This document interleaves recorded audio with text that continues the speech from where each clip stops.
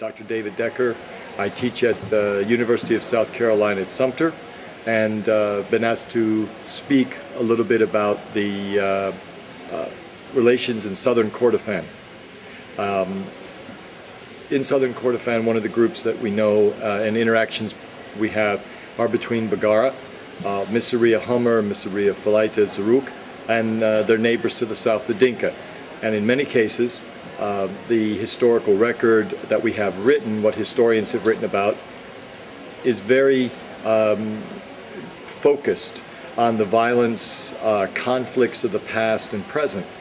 However, I think that that is not a complete picture of what has happened in the past, that we have also periods in the history of Southern Kordofan in which inter-community relationships were formed, inter-ethnic relationships that were formed, which were peaceful and cooperative. We know that in both the Baggara and the Dinka in Gok are newcomers, relatively newcomers to this particular region. They were 1700s, middle of the 1700s. Both groups came in, the Baggara from the west and the northwest, and into this new region, and also the Ngok from the south and the southeast. They, in the process of settling this new land that they had come into, there were both inter and intra ethnic conflicts and cooperation. That in some sections Baggara might be fighting with each other, and they would take Dinka allies, and sometimes Dinkas would be looking for allies among the Baggara, and the environment and the politics of the region brought them to the need to cooperate. This is a harsh environment. It's a land which requires both agriculture and pastoralism, and the movement of people is not always in mass. You have staggered movements of people, both among the Ngok and among the Baggara, and this brings them into contact with each other on a regular and seasonal basis. It brings them into prolonged contact with each other, and as a result, these choreographed moves among groups of people interacting with each other in this hostile environment requires that it puts a premium, so to speak, on cooperation rather than on conflict.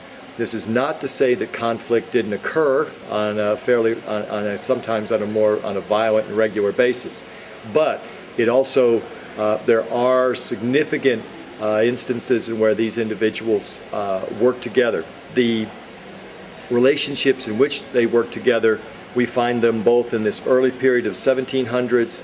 We then find that during the Turkish period, or the Turkey of the 1900s, they sometimes would work together in order to protect themselves and their herds from the Jalaba.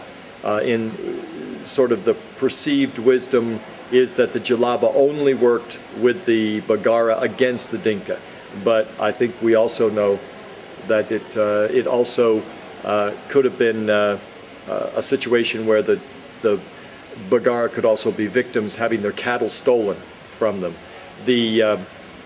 We also know, we go on to the Mathiya, that they did work together to rid themselves. In the early Mathiya, they in a sense used the instability of the Mathiya to rid themselves in some cases of Zubair Pasha's men, but again working together. Later, some sections of the Missouriya actually did not wish to be Mathis, moved south and lived with Dinka. And then during the British period, we know of the famous relations between Dingma Jok and Babu Nimr, which again created a situation in which there was much more peace. So to a degree, if we view the peaks and valleys, the peaks being the periods of violence, well, if the only thing we observe are the peaks, then we would, for the present day, we would give a false impression to the aid agencies, development agencies, who would say there's no point in putting development money into this region because these people have always hated each other, they will never get along, and there's will never be peace. But I think if we then look at the valleys, where there have been peaceful interactions away from the violence, that rather than assuming nothing was happening during those periods, we need to say, no, something was happening. It was probably inter-ethnic community relationships that were positive, peaceful, and so that the current situation, the development projects which will help this area in the post-Civil War period, we should be as willing to recognize the peaceful coexistence that has existed in the past over periods, as well as be cognizant of the violence.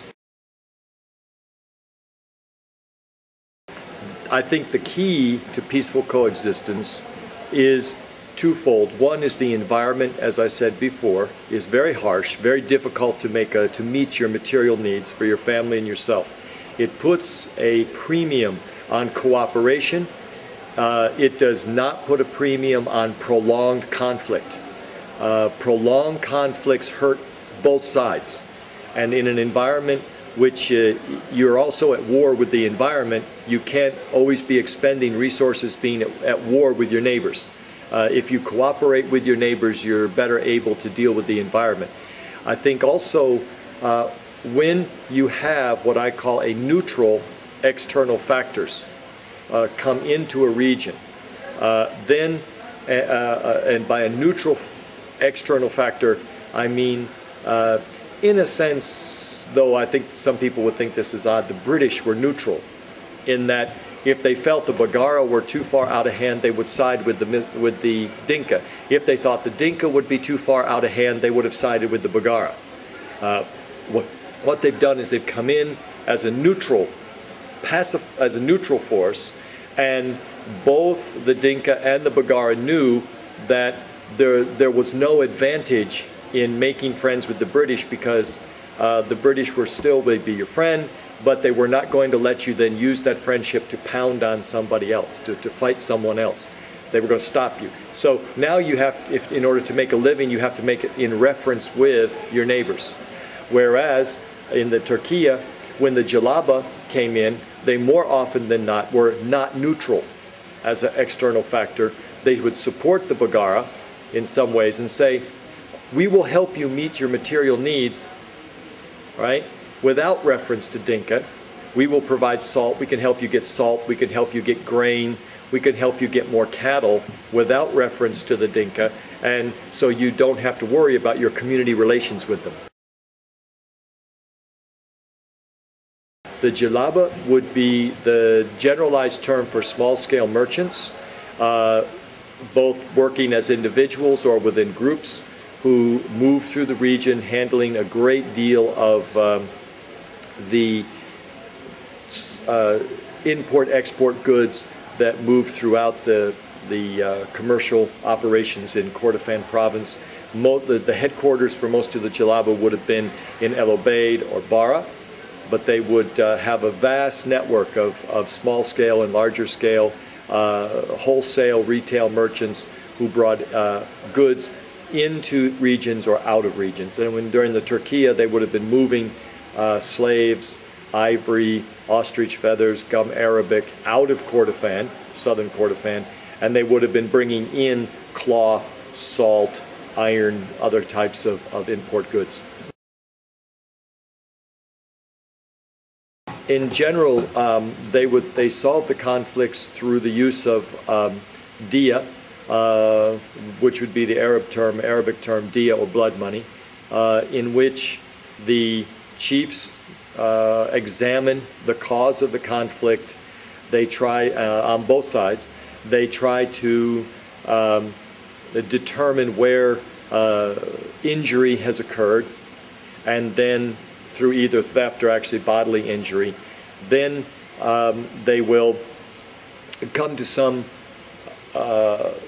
agreed upon punishment or fine, generally the fine being in goods or cattle being transferred from one to another, in order to provide in essence, the family who has lost someone or been injured, the capacity to rebuild their ability to meet their material needs. And again, I come back to that, meeting the material needs of these individuals. So they would you had, as many cases, especially under the British period and earlier, the chiefs play, the Nazars, the Omdas, they play critical roles in how these people organize. And they had their own mechanisms for conflict resolution.